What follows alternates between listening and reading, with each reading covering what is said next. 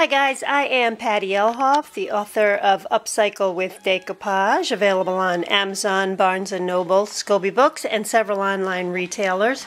And I'm going to show you today how we can finish off this tabletop. And I'm going to show you all the steps that you need in order to complete this. But for now, I'll tell you what supplies you'll need. So to complete this table, you're going to need laser copies of full-size letters. You can choose different fonts, and I'll go into that in a little more detail as I do the video. But you should make 2 copies. You're definitely going to need a spare. I found that out the hard way, and you want to keep the original. But we're going to need laser copies. So your printer at home is more than likely an inkjet printer. And you'd have to go to a copy center to make the laser copies. And I'll also tell you how to make the full-size letter. I used gesso, Mod Podge, and Mod Podge actually came out with a new formula, I think it's new, and it's specifically for furniture, so it's a bit stronger. Some handmade paper, a nail file, the heavy-duty kind that you'd use for acrylic nails, a stencil, and a bottle of acrylic paint, a pouncing brush, some low-tack tape. You definitely want to use decoupage scissors to cut out these letters, and a top coat. And I'll tell you what the first step is.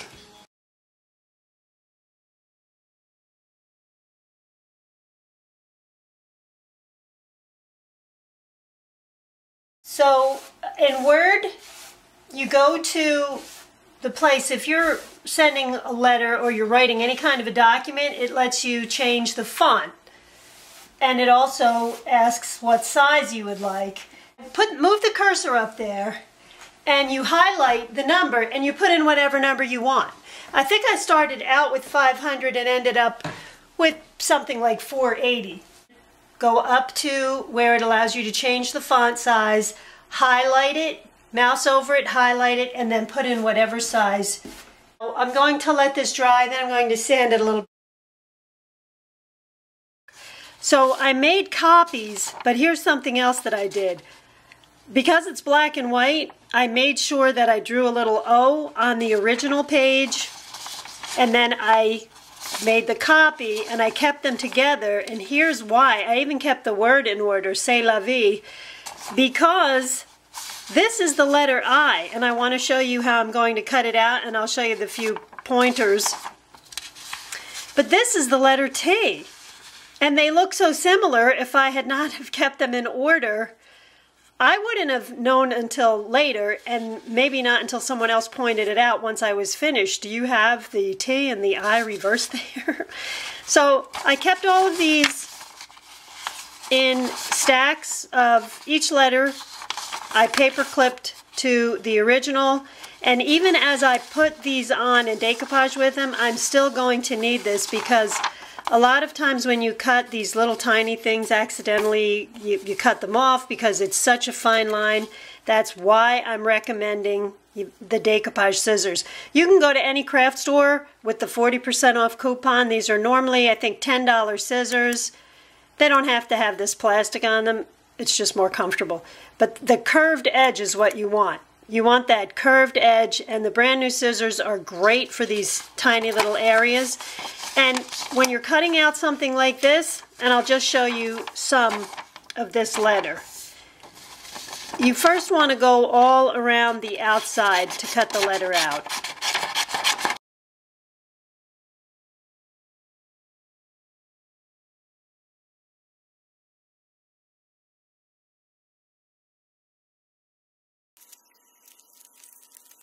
Now this is much easier to do when you're not doing it through a camera.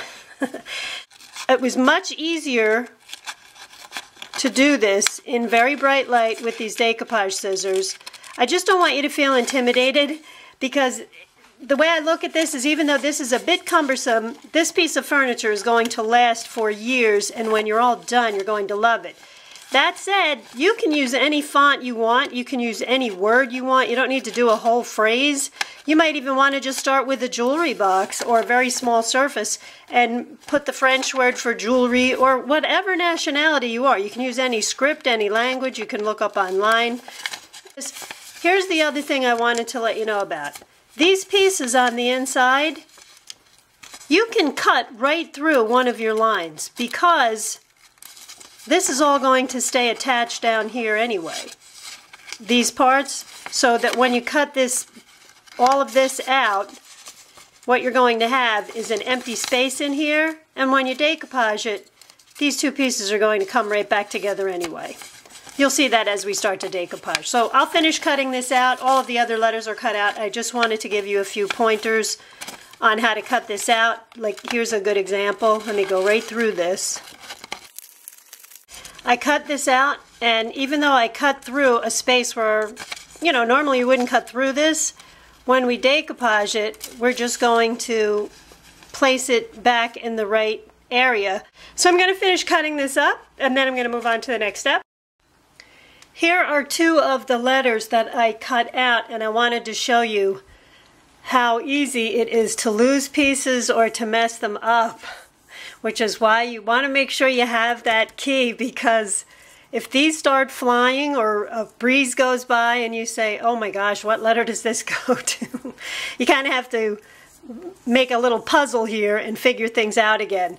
I'm done cutting everything out, and the gesso has dried on the top of the table. I am now going to use the floor stencil that I got. This was also at a craft store. You can send away for these. They have floor and wall stencils online, or you can go into some of the craft stores have them. They're very large. They're for very large spaces. And I'm going to now do that over the table.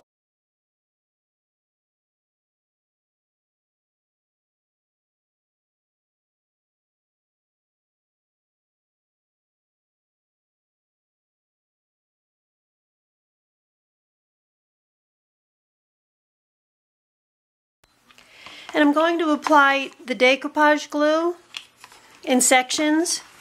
Then I'm going to put plastic wrap over this because it's so sheer the decoupage glue is going to come through. I'm going to put the plastic wrap over the top and then use a hard brayer because I'm going to push out any excess glue or any air bubbles that might get trapped under there.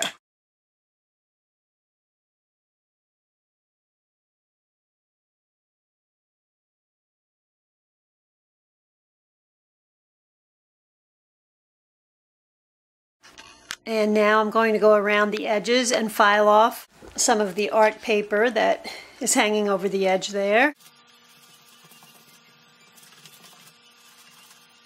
And I don't want to use a sponge brush for this. I'm going to use a thin bristle brush, the smaller brush, to work on those finer areas of the letters.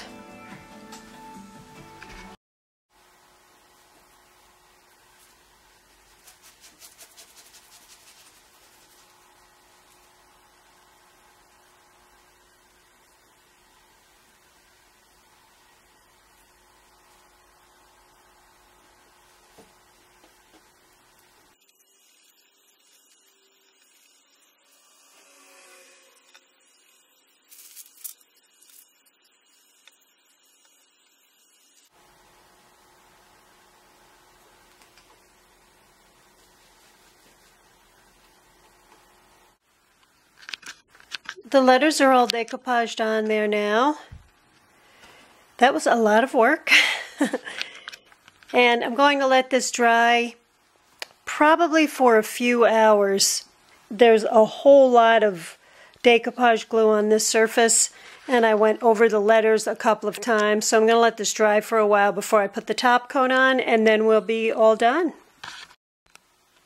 I added 3 more coats of decoupage glue, letting it dry between each coat, and now I'm going to add a very high gloss top coat because this triple thick is just what it says it is. It's very thick.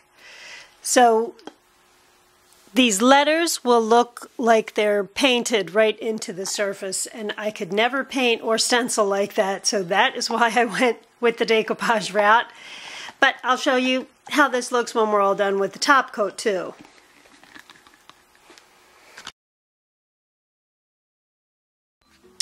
That's how our surface looks now that it's all dry with the top coat. And our phrase, c'est la vie. It's a little hard to see, isn't it? Busy. Thanks a lot though for watching, guys. And I'll be doing another tutorial on a piece of furniture soon. But in the meantime, I will see you next week. Please feel free to ask me any questions, and I'll see if I can help you out. Thanks again. Bye-bye.